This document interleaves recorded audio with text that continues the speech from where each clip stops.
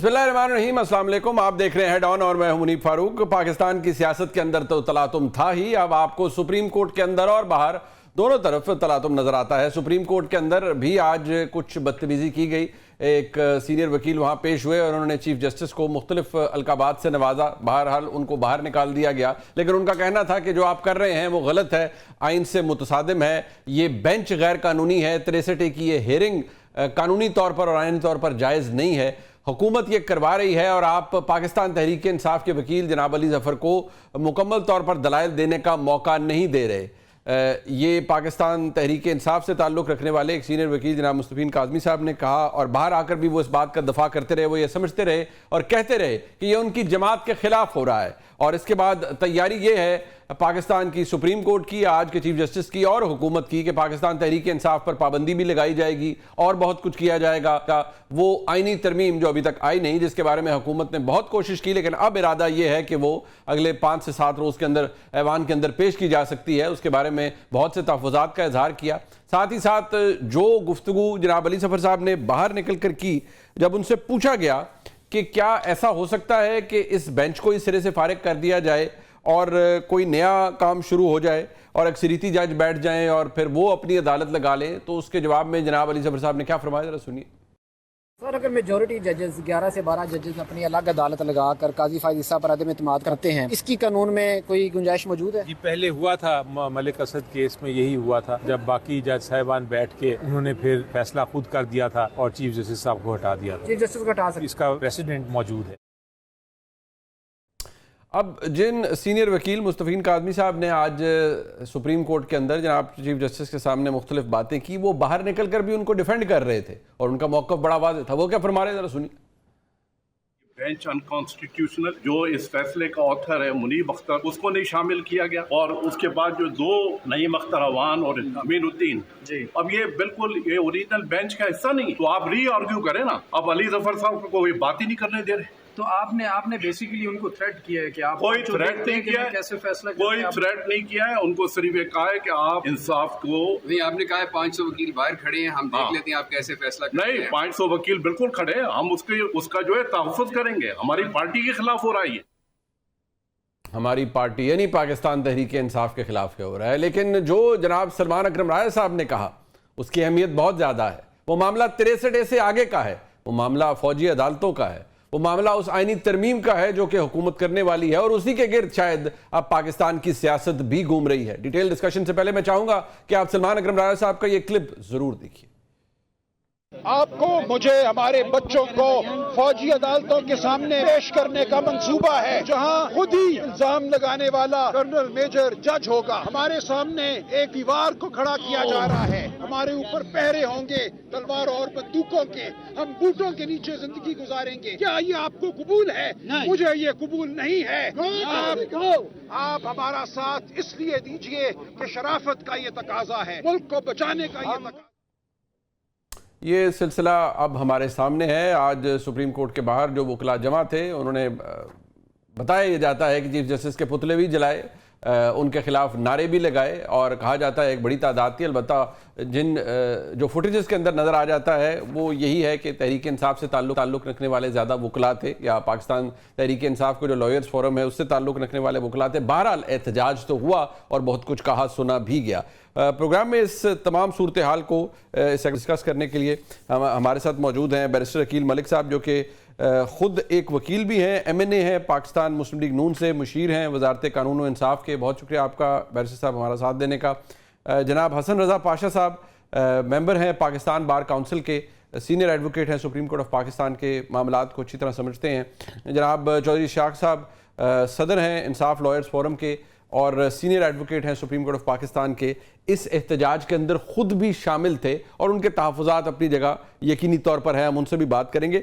मैं ज़ाहिर बात है जो पार्टी पॉलिटिकल पोजीशंस हैं या जो एक मौक़िफ़ है वो तो अपनी जगह है, बट मैं आगाज़ पाशा साहब आपसे करना चाहूँगा सर कि ये जो कुछ आज हुआ है ये आप भी देखते रहे, माजी में भी होता रहा है, बहुत सारी चीज़ें हुई, बट आपके लिए कितना प्रॉब्लमेटिक है सर चीफ जस्टिस के सामने जाके किसी वकील का कहना कि आप फ्रॉड हैं या ये हैं या इस तरह की बात होना, फिर ये कहा जाना कि ये बेंच अनकॉन्स्टिट्यूशनल है, फिर ये कहा जाना आप बाहर निकले 500 वकला है, हम देखते हैं आप ये कैसे करते हैं। ये कितना बड़ा मसला है सर, या कोई इतना बड़ा इशू नहीं है?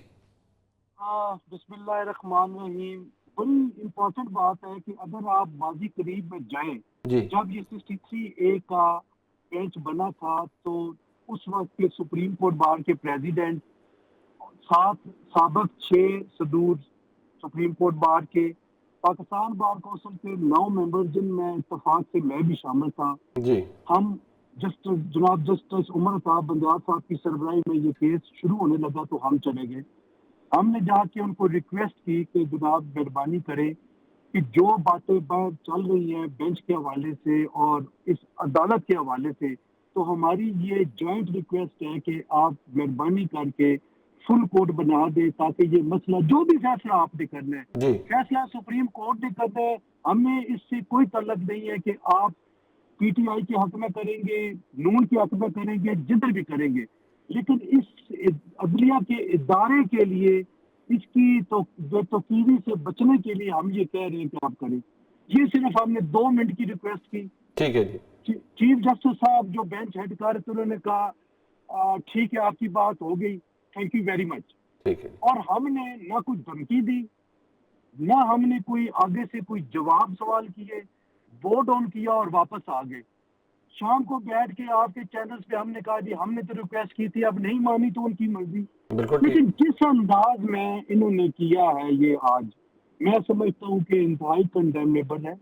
जिस पार्टी से भी इनका तल्लुक है, living aside that, being officer of the court, अगर वो अपने आप को वकील कहते हैं, काला कोट उन्होंने पहना हुआ है, तो एटलीस्ट इस तरीके से आला तरीन अदलिया के रूबरू बेंच पे अगर इस किस्म की अगर प्रेसिडेंट सेट करेंगे तो ये नाकाबिले कबूल है। ठीक, इसको बिल्कुल माफ नहीं किया जाना चाहिए। अली जफर साहब से पूछा गया कि ये अगर तमाम बाकी जजेस बैठ जाएं तो चीफ जस्टिस फारिग हो जाएंगे, और उन्होंने कहा ये मलिक असद के केस में पहले भी हुआ है, क्या आज के हालात के अंदर ये हो सकता है? क्योंकि बहुत सी चहमगोइयां हैं कि जी बाकी जज साहिबान बैठ जाएंगे और ये बेंच फारिग हो जाएगा, क्योंकि तासुर ये मिल रहा है कि ये हुकूमत को बेल आउट करने के लिए 63 को फौरी तौर पर रिव्यू इसका डिसाइड करने के लिए सब कुछ किया जा रहा है। तो क्या ऐसा हो सकता है कानूनी और आईनी तौर पर कि तमाम जजेस बैठ जाएं और इस बेंच को फारिग कर दें? देखिए, जो इस केस की पॉलिटिकल इम्प्लीकेशन है, मैं उसके ना तो बेनिफिशियरी में हूँ और ना ही लूजर हूँ, मुझे उससे कोई सरोकार नहीं है। मैं सिर्फ एक प्रोफेशनल लॉयर की हैसियत से एक बात करता हूँ कि अगर केस की सुनवाई पहले हो जाती शुरू में, उस वक्त भी ये कहा गया कि टाइमिंग ठीक नहीं है। छुट्टियों में जब बात हुई उस वक्त भी कहा गया टाइमिंग ठीक नहीं है, और आज फिर ये बात हुई कि टाइमिंग ठीक नहीं है। देखिए, टाइमिंग किसी केस की भी उस वक्त तक दुरुस्त नहीं होती जब तक दोनों में से कोई एक फरीक का वकील चाहे कि जी मैं वो अवॉइड करना चाहता है और दूसरा फरीक चाहता है कि नहीं जल्दी हो, और हर दूसरे केस में दोनों फरीकैन की तरफ से ये चीज आती है कि एक फरीक डिले करना चाहता है, ठीक है जी, और दूसरा फरीक उसको। लेकिन अली जफर साहब जैसी शख्सियत ने अगर ये बात की है तो मैं फिर इंतहाई माजरत के साथ ये अर्ज करूंगा कि ये भी बात रेब नहीं देती कि क्या हम एक ऐसी जंग की तरफ जाना चाह रहे हैं, उस जंग की तरफ ले जाना चाह रहे हैं जहाँ पे एक वो इदारा जो कि अभी खुद हमारे ऑनरेबल सुप्रीम कोर्ट के ऑनरेबल जजेस, ये जंग तो लगी हुई है ना जी। मैं मेरे और आपके उसको हम प्ले डाउन जरूर कर सकते हैं। आप अपनी जगह पर बहसियत एक senior advocate supreme court of Pakistan के, बहसियत मेंबर पाकिस्तान बार काउंसिल के, लेकिन मुझे ये कहते हुए भी अफसोस होता है कि जंग भी है,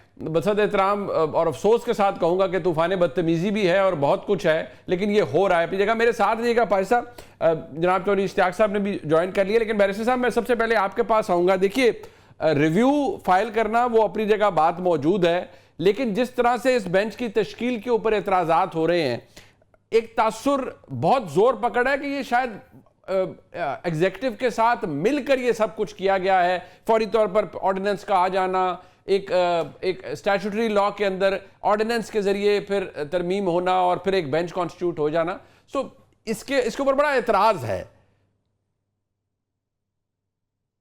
जी बिस्मिल्लाहिर्रहमानिर्रहीम। मुनीब साहब बहुत बहुत शुक्रिया।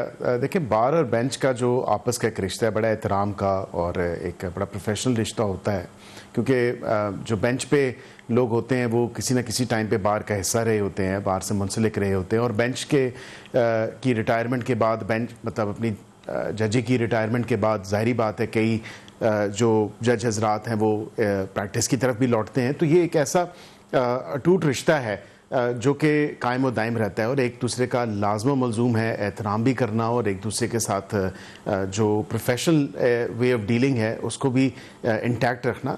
यहाँ पे आज मैंने देखा कि बड़ी एक अजीब सी सिचुएशन थी। इस पार्टी का तो वतीरा बन चुका है कि ये इनको ऐसे जजेस पसंद हैं जो इनकी मर्ज़ी के फ़ैसले दें। क्या कुछ नहीं किया साकिब निसार साहब ने, क्या कुछ नहीं किया एजाजुल एहसन साहब ने, क्या कुछ नहीं किया मज़ार अली बिन नकवी साहब ने। आप खुद एक लॉयर हैं, आप खुद देखें, हमारी तरफ से तो कभी हमने आवाज़ ऊंची नहीं की, हमने तो कभी भी कोई नारे नहीं कसे, हमने कभी भी ये थ्रेट नहीं किया कि 500 वकील बाहर खड़ा हुआ है। मैं खुद एक लॉयर हूँ। मतलब देखिए, हम सारे बैठे डिस्कशन यही कर रहे हैं कि बड़े अफसोस की बात है और वाक़तन अफसोस की बात है, और उसकी वजह यह है कि बार और बेंच आपस में जो तसादम की एक सूरत हाल कायम हो गई है, और वो हमारी तरफ से नहीं, हुकूमत की तरफ से नहीं, या जो सेन लॉयर्स हैं उनकी तरफ से नहीं, एक पॉलिटिकल पार्टी के जो नैरेटिव को टो कर रहे हैं वो वकला हजरात, वो भी हमारे भाई हैं, लेकिन उनको भी होश के नाखून लेने चाहिए। जहाँ तक आपने बात की 63A के इस पूरे बेंच के ऊपर कि ऑर्डिनेंस आ गया, क्या ऑर्डिनेंस कोई गलत काम था? आईन और कानून के मुताबिक है, आप ऑर्डिनेंस इंट्रोड्यूस कर सकते हैं जब आपका दोनों हाउसेस ऑफ जो पार्लियामेंट के हैं वो इन सेशन ना हो। वाक़तन एक ऑर्डिनेंस आया, अब एक जज साहब हैं वो खुद उसमें बैठना नहीं चाहते, तो उनको कंपेल करके तो हम नहीं बिठा सकते, या उनको गर्दन से पकड़ के तो नहीं बिठाया जा सकता। वो नहीं बैठना चाहते, that's entirely up to him. But उनका ना बैठना इस पूरे प्रोसेस को विशिएट नहीं करता। जहां तक आपने ये बात की कि दूसरे जज साहब बड़े इज्जत और काबिल एहतराम है और इज्जत माब जस्टिस मुनीब अख्तर साहब, अब वो उस बेंच में ही नहीं बैठना चाहते, लेकिन उस बेंच से रिक्यूज भी नहीं करना चाहते। तो इसका फिर क्या मतलब देखें ना, अखज़ किया जाए तो वो क्या ये इतना ओवरली पॉलिटिसाइज नहीं हो गया तमाम मामला? बाद में आती है ना, वो कहते हैं कि ये कमेटी इनफैक्ट वैलिड नहीं है बिकॉज 3 जजेस हैव टू बी देयर। एक जज साहब मंसूर अली शाह साहब इज द सीनियर प्यूने जज, वो है नहीं, तो 2 जजेस के साथ ये कमेटी कैसे फंक्शन कर सकती है? ये प्रॉब्लम है। जब जहां बेंच बन जाना वो तो एक और चीज है, बट ये जो कमेटी है और जिस तरह से इसका इजलास कंडक्ट किया गया उस पर मैं उसको भी एड्रेस कर देता हूं। देखिए, मैं उस पर भी आपको एड्रेस कर देता हूं। मिसाल के तौर पे वो मुल्क से बाहर हैं, वो यहाँ पे है ही नहीं, और आपने बेंचेस तो कॉन्स्टिट्यूट करने हैं। असल तो एतराज़ यही था ना, जब ये ऑर्डिनेंस भी आया कि इनमें से एक मेंबर जो है वो मौजूद नहीं होता था, वो सुबह 11 बजे तक अपना कोर्ट वर्क करके ख़त्म करके और मामलात और दिन रैप अप हो जाता था। अब यहाँ पे जब आपको लोगों के इश्यूज और लोगों के केसेस ही फिक्स नहीं हो रहे, बेंच कॉन्स्टिट्यूट ही नहीं हो रहे, ये मामलात आगे अदालती निज़ाम चल ही नहीं रहा, और फिर आप 139 नंबर पर आ जाते हैं जुडिशल इंडेक्स पे, तो जाहिर बात है प्रोसेस को तो चलना है। अब वज़ीर आज़म या प्रेसिडेंट ऑफ पाकिस्तान जब इन कंट्री नहीं होता तो चेयरमैन सेनेट जो है वो अज्यूम करते हैं एक्टिंग प्रेसिडेंट होते हैं। इसी तरह जब chief justice of Pakistan in country नहीं होता तो जज एक्टिंग होते हैं। Mansoor Ali Shah chose not to sit in this committee, ये भी एक फैक्ट है ना। वो वेल दैट्स अ थिंग ना, वो तो हॉल्ट करना चाहते हैं ना इस पूरे प्रोसेस को। चोज नॉट टू सिट, आप हॉल्ट करना चाहते हैं, उनके अपनी जगह पर कोई बड़े जेन्युइन कॉन्स्टिट्यूशनल क्वेश्चंस हो सकते हैं, बट इधर hold on to this point. Chaudhry साहब, अभी हमारे भी सीनियर हैं जनाब पाशा साहब, उन्होंने कहा, आपको भी उन्होंने ये कहा कि आप बड़े ही पाकिस्तान के प्रोफेशनल लॉयर्स में से एक हैं, आपने बड़ी अहम जिम्मेदारियां भी संभाली हुई हैं। उन्होंने कहा कि यार ये जो आज सुप्रीम कोर्ट में हुआ है ये भी नहीं होना चाहिए था। वो जो काजमी साहब अंदर गए और जो कुछ उन्होंने किया, ये आपने तो नहीं किया, किसी और वकील ने नहीं किया, उन्होंने किया। तो जरा अपने लोगों को भी थोड़ा सा ठंडा करें चौधरी साहब। मुनीब भाई, सिंपल 2 चीजों पे बात करता हूं। पहले तो जो इस वक्त बेंच काम कर रहा है, आप देखें क्या सुप्रीम कोर्ट में सिर्फ एक 63A की तशरीह बाकी रह गई। अभी बैरिस्टर साहब फरमा रहे थे कि 2 की कमेटी जो मर्जी फैसला कर ले। इन काजी फायज ईसा साहब ने अपनी जजमेंट में कहा कि इमरजेंट सिचुएशन के अंदर आएगा ऑर्डिनेंस, और ऑर्डिनेंस अगर ऐसा आया है जो 3 बजे सेशन खत्म हो रहा है, 4 बजे ऑर्डिनेंस जा रहा है, 5 बजे साइन हो रहा है, और 8 बजे कमेटी कॉन्स्टिट्यूट कर दी जाती है विद इन 4 आवर्स। ये सारा का सारा इम्पैक्ट जो है, ये सारा सिर्फ एक सहूलतकारी के मुतरादिफ है। मैं बड़ा स्ट्रेट अवे कहूंगा कि हुकूमत ने ये ऑर्डिनेंस बदनीयती की बुनियाद के ऊपर उसी वक्त जारी किया और कमेटी भी बन गई, और अगले दिन जो अपनी मर्जी का एक फैसला एक केस करना था। मेरा तो मुतालबा ये है कि इस कमेटी के बनाए हुए किसी बेंच में भी जजेस को नहीं बैठना चाहिए, क्योंकि ये कमेटी अनकॉन्स्टिट्यूशनल, इलीगल है और उस ऑर्डिनेंस की पैदावार है। जो ऑर्डिनेंस जो है वो इलीगली, और 2 हाई कोर्ट्स में इस वक्त चैलेंज भी है। लेकिन यहाँ कौन देखता है, यहाँ पे सस्पेंशन ऑर्डर्स पास होते हैं तो ये चीफ साहब तो उसको बुला लेते हैं, उसी वक्त फैसले को ले लेते हैं और उसको सस्पेंड कर देते हैं। अली बाकर नजफी साहब वाला फैसले की मैं बात कर रहा हूँ। इस तरह से निजामे इंसाफ का कत्ल है। दूसरी बात अभी कर रहे थे, वहां पे अंदर एक वकील साहब ने कहा कि काजी साहब आप मत बैठें इस बेंच में। हमारे अली जफर साहब ने वहां पे सबसे पहले ऑब्जेक्शन लिया था। क्या ये वो रवायात, क्या वो कानून, क्या वो ये सारी अखलाकियात भूल चुके हैं कि जब किसी एक जज पे या किसी बेंच के ऊपर एतराज किया जाता है तो वो बेंच रिक्यूज करता है या बेंच उठ जाता है। ये हठधर्मी इनके अंदर ही मौजूद है, जिसके अंदर उन्होंने कहा कि नहीं जी, हम अभी आपकी इस रिक्वेस्ट को टर्न डाउन करते हैं। हमेशा से उस पे फैसला आता है और उस फैसले को चैलेंज किया जाता है। मैं तो कानून की बात कर रहा हूं। ये काजी साहब की विम्स एंड विशेस के ऊपर ये बेंच बना के वो अपनी मर्जी का उससे फैसला करवाना चाहते हैं और इस मुल्क में खरीदो फरोख्त का बाजार गर्म करना चाहते हैं, जो कि आइन की 63A की रूह से, उसकी रूह के मुनाफी है। तीसरी जो सबसे इंपॉर्टेंट बात है कि देखें, हमारे मुल्क में एक सुप्रीम कोर्ट आईनी तशरीह के लिए मौजूद है। कल ये कहा गया कि शायद कोई फेडरल कोर्ट्स जो हैं और आईनी कोर्ट्स हम सूबों में भी बनाने जा रहे हैं। और भाई खुदा का खौफ करें, इस सुप्रीम कोर्ट के पास इस कॉन्स्टिट्यूशन के मुताबिक इख्तियार मौजूद है कि वो आइन की तशरीह कर सकते हैं। और इनको पाइलिंग अप केसेस की सिर्फ यहाँ पे फिक्र पड़ गई है, जहाँ पे सिर्फ और सिर्फ इतना है कि 50,000 केसेस या 56,000 केसेस की लिस्ट है, और जिन हाई कोर्ट्स के अंदर आधी हाई कोर्ट खाली पड़ी हुई है, वहां पे जजेस अपॉइंट करना नहीं रह गया। क्या सिर्फ इन आईनी तरामीम के लिए रास्ता बना के लेना, या अब आपकी क्योंकि एक पार्टी पॉलिटिकल पोजीशन है, मैं उसको तो चले मैं आर्ग्यू उस पर नहीं इसलिए कर सकता, लेकिन मैंने बड़े अनलेस के जिस तरह आपका ताल्लुक पाकिस्तान तहरीक इंसाफ से है, 63A की जो तशरीह सुप्रीम कोर्ट में की गई वो कितनी दुरुस्त है और कितनी एप्ट है, इसके ऊपर तो पाकिस्तान के जितने बड़े वकला हैं सब ने यही कहा कि ये it is equivalent to the rewriting of the constitution.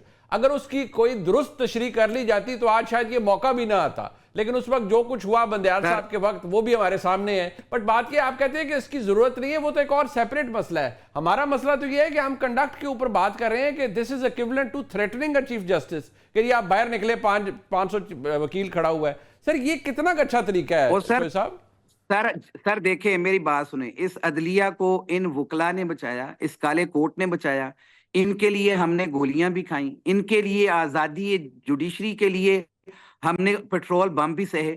आज भी हम कहते हैं कि इंसाफ के निजाम पे इस वक्त जो हमला किया जा रहा है उसको हमने रोकना है। हमारा मकसद ये हरगिज नहीं है कि कोई हम अपनी जात के लिए कुछ लेना चाहते हैं। हमारा क्या तकाजा है, हम कहते हैं फुल कोर्ट बैठ जाए, फुल कोर्ट बैठ के इसके ऊपर फैसला कर दे।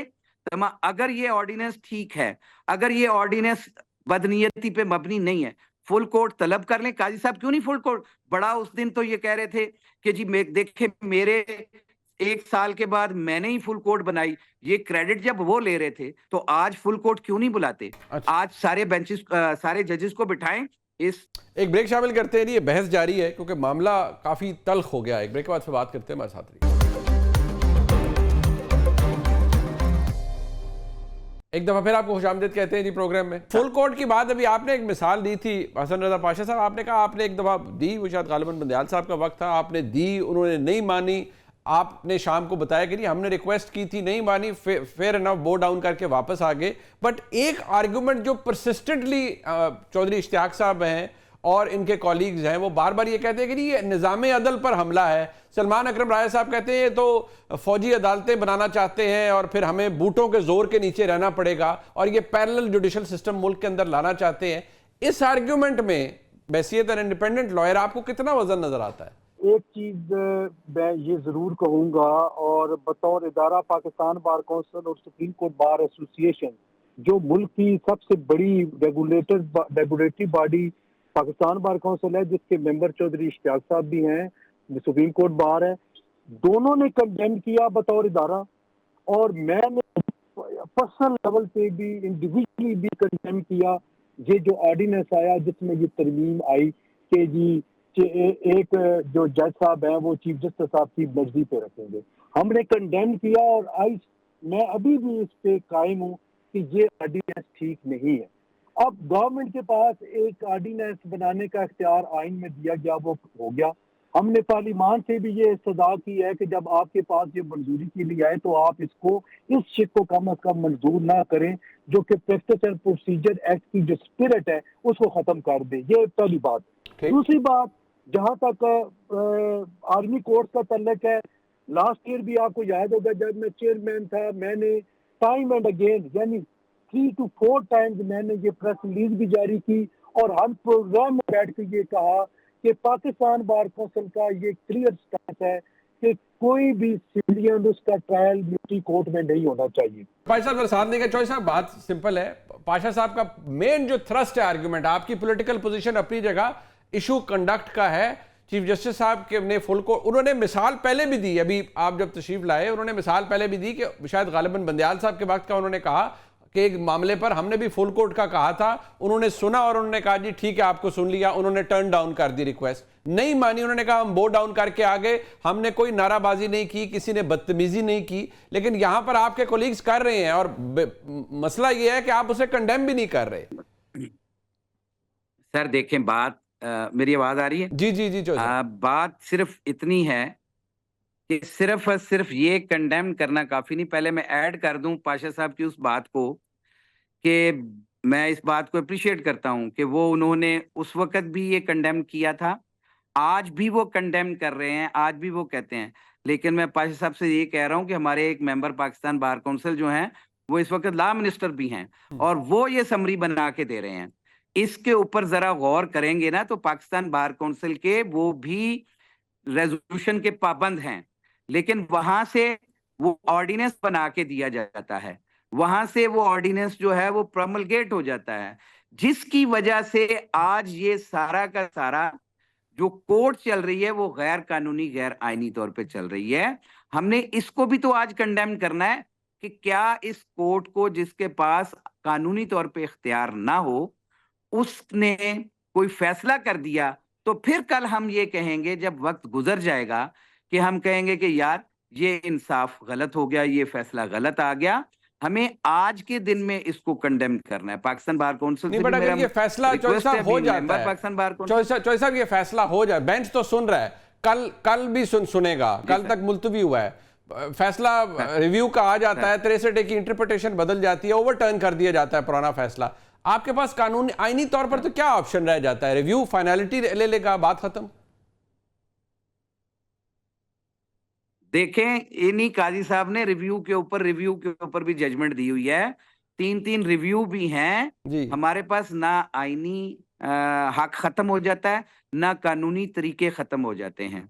इसमें सेकंड रिव्यू भी है, आपको पता है कि जो पुलिस वालों की थी उसमें 3 रिव्यू आए आउट ऑफ टर्न प्रमोशन के ऊपर। यू नो बेटर कि ये देखें, जब आपने कानूनी रास्ता इख्तियार करना होता है तो उसका हल निकल आता है।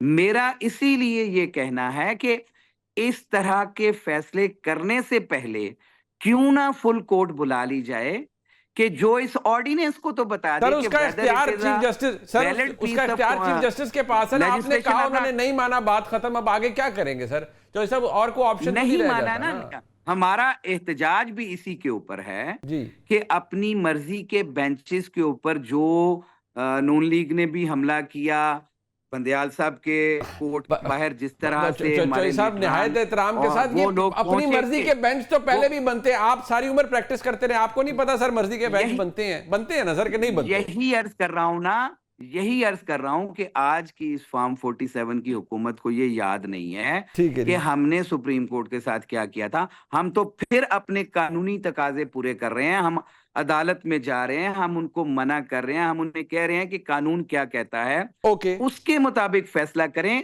आइन के मुताबिक फैसला करें, ताकि इस मुल्क में होप के आइन के मुताबिक फैसला हो, बट अनारकी पैदा की जाए। बट अनारकी तो पैदा हो रही है। बैरिस्टर अकील साहब, टुवर्ड्स द एंड एक बात जरूर है कि अब लॉ मिनिस्टर साहब यहाँ तशरीफ नहीं रखते, क्योंकि आप मुशीर हैं, बीइंग एन MNA आप वजारत इंसाफ, कानून और इंसाफ को मुशीर भी हैं, बट सहूलतकारी का इल्ज़ाम है। बेशक चौधरी इश्तियाक साहब की एक पार्टी पोजीशन है, but he is also member of the Pakistan bar council. वो कह रहे हैं ये सहूलतकारी है जो की जा रही है हुकूमत की तरफ से, और अब जारी बात है एक तरफा नहीं होती, फिर उसमें कोई और पार्टनर भी होता है। अब वो शायद उनकी जो रेफरेंस है वो सुप्रीम कोर्ट की तरफ है। मुनीब साहब, सबसे पहले तो मैं आउटराइटली रिफ्यूट करता हूँ इनकी इस मज़े का खेज़ एलिगेशन को, और सबसे मज़े का खेज़ बात ये थी, ये वो जमात है जो आज एहतजाज कर रही है कि अपनी मर्ज़ी के बेंचेस बना रहे हैं। ये आपको याद होगा कि चैलेंज किसने किया था ये प्रैक्टिस एंड प्रोसीजर एक्ट को, अभी भी उसका वो पेंडिंग है जो इन्होंने चैलेंज किया हुआ है। तो ज़ाहिरी बात है कि उस टाइम तो इनको मास्टर रोस्टर का पूरा कॉन्सेप्ट बड़ा ज़बरदस्त लग रहा था। आज जब उसमें वो कानून के मुताबिक, आइन के मुताबिक, ऑर्डिनेंस में, क्योंकि एक डिले अननेसेसरी और इनऑर्डिनेट डिले कॉज हो रहा है कॉन्स्टिट्यूशन ऑफ बेंचेस में, और वो एक कमेटी करती है। अब ऑब्वियसली उस कमेटी का एक मेंबर मौजूद नहीं है, वो नहीं बैठना चाहता, तो क्या ये सारा मामला इसी तरह ठप करके बैठ दिया जाए? क्या हम मतलब ये सुप्रीम कोर्ट बैठे ही रहे, हुकूमत भी कहे कि यार ना इंसाफ आप लोगों को दे रहे हैं, ना कोई बेंच कॉन्स्टिट्यूट कर रहे हैं, क्या करें? कोई सहूलतकारी नहीं हो रही। सिर्फ उन इस टाइम इनका प्रॉब्लम ये है कि इनकी मर्जी के वो जजेस नहीं हैं जो आइन और कानून से बालातर हो के इनकी मर्जी और मंशा के मुताबिक डिसीजंस दें। 63A का केस इनकी मंशा और मर्जी के मुताबिक रीराइट करें, रीड इन करें, उसको पूरे कॉन्स्टिट्यूशन को रीराइट करें। वो खुद एक सेल्फ एक्सप्लेनेटरी प्रोविजन है और कंप्लीट प्रोविजन है। ये मेरे ख्याल से अगर देख लें कि जस्टिस मंदोखेल साहब और जो दूसरे जज साहब हैं उन्होंने मियां खेल साहब गालबन, तो उनका जो डिसेंटिंग नोट है, उस डिसेंटिंग नोट में एक सफ़े में उन्होंने पूरे समुद्र को कूजे में बंद कर दिया है, और उन्होंने कहा है कि ये सेल्फ एक्सप्लेनेटरी प्रोविजन है। इसमें अब ये मुझे एक मिसाल मैं आपको छोटी सी जरूर दूंगा टुवर्ड्स द एंड। अब देखें, हम सारे लॉयर्स हैं, आप खुद भी लॉयर हैं। बंदूक तानना और किसी को थ्रेट करना, ये उसका एक फर्द जुर्म मुख्तलिफ आयद होती है, वो एक और उसमें जुर्म का मुर्तकिब होता है। लेकिन उसके साथ उस बंदूक से या उस पिस्तौल से गोली निकल जाना और वो फिर एक और जुर्म होगा। जाहिरी बात है यहाँ पे अब वो जो फ्रेमर्स ऑफ द कॉन्स्टिट्यूशन थे उन्होंने उस टाइम बिल्कुल, हम खुद खिलाफ हैं हॉर्स ट्रेडिंग के, हम नहीं चाहते, शायद ये भूल गए हैं वो बानी PTI की जो ऑडियो आई थी, उसने कहा था 10 तो मेरे पास हैं, 2-4 मैं खरीद लूंगा कि 8-10 खरीद लूंगा, गालिबन समथिंग ऑफ दिस सॉर्ट। लेकिन यहाँ पे ये इनको बातें याद नहीं आती कि हॉर्स ट्रेडिंग को लेजिटिमाइज इन्होंने सेनेट में भी किया, और इन्होंने यहाँ पे भी इन्होंने फिर इस 63A के साथ आपका वोट ऑफ नो कॉन्फिडेंस भी जुड़ा है, फिर उसको भी निकाल दें, फिर इसके साथ मनी बिल भी जुड़ा है, वो भी उतार दें, उसका असर खत्म करने नहीं, ये फिर सारी चीजें निकाल दें, इसका क्या फायदा है? बट बात ये है यहाँ देखिए मुनीब, हाँ जी मैं, क्योंकि मेरे पास वक्त खत्म हो गया, मैं सिर्फ इसको कंप्लीट कर दूं, मैं सिर्फ एक कंप्लीट उसको कर देता हूं सर। सिर्फ ये बात है कि अब यहाँ पे ये जो तमाम तर चीजें हैं, 63A इसको रीराइट किया गया, इसको रीड इन किया गया, इसको इनकी मर्जी के मुताबिक वोट काउंट ना होना, देखिए उसमें कंप्लीट प्रोसीजर इन प्लेस बताया गया है। अगर वो वोट पार्टी की, अगर उसकी कॉन्शियस इजाजत नहीं देती, मिसाल के तौर पे मेरी पार्टी का लीडर मुझे कहता है कि फलां चीज के लिए आपने इस तरह वोट करना है, हाँ मैं करना है, मेरा ज़मीर इजाजत नहीं देता, मैं उसको कहूं कि भाई मैंने वोट नहीं करना, मैं एब्सटेन करता हूं या मैं उसके खिलाफ वोट करता हूं, शायद उसकी सजा तो बाद में मुझे भुगतनी है ना। चौधरी इश्तियाक साहब बड़े बेहतरीन वकील हैं, उनके दिल को लगते हैं, लेकिन उनकी पार्टी पोजीशन ऐसी है, वो कहते हैं यार आर्गुमेंट नु छड्डो, तरीकाकार पहले ठीक करें। ये देखें इन्होंने सर बात तो ये है ना कहा ना जी कि हमने खरीदने फरोख्तने की सियासत हमने खत्म की है, दफन की थी। केपी में हमारे बंदों ने जब वोट दिए थे इस तरह से हमने उनको फारिग कर दिया था। इसी तरह से बंदयाल साहब के ऊपर इनको सर बहुत फारिग ज्यादा तो वो objection हुए है, ना, पंजाब में भी लेकिन फारिग तो सूरी हुए, की पिटीशन के फारिग ऊपर तो हुए। आपने ही रात के वक्त ये खुलवाई थी ये, और उसके ऊपर जजमेंट भी आपने उसी बेंच ने दी थी। इस तरह से नहीं है हमारा ये कहना है। एहतरामन मैं गुजारिश ये करूंगा कि फारिग तो हुए ना। देखिए पंजाब में वो जितने एमपीए जिन्होंने वोट किया वो फारिग तो हुए, सजा तो मौजूद है, लेकिन कम से कम उनका ये तो नहीं हो सकता ना कि वो उनकी कॉन्शियस ही अगर नहीं मानी उन साहब मौसूफ को वोट देने के लिए और उन्होंने वोट दूसरी तरफ दे दिया तो सजा तो फिर भी भुगती उन्होंने। इसका वक्त हमारा खत्म हो गया। मैं जनाब बैरिस्टर शकील मलिक साहब का, जनाब चौधरी इश्तियाक साहब का और जनाब हसन रजा साहब का शुक्रिया अदा करूंगा। प्रोग्राम में एक ब्रेक शामिल करते हैं, वापस आते हैं। जो सूरत हाल इस वक्त है, कल रात जो ईरान की तरफ से बैलिस्टिक मिसाइल्स लॉन्च किए गए सैकड़ों की तादाद में इसराइल के ऊपर तल अवीव, उसके नताइज क्या हो सकते हैं, इस खित्ते के अंदर क्या हो सकता है, क्या हम एक बड़ी जंग की तरफ जा रहे हैं। एक ब्रेक के बाद पे बात करते हैं, हमारे साथ रहिए।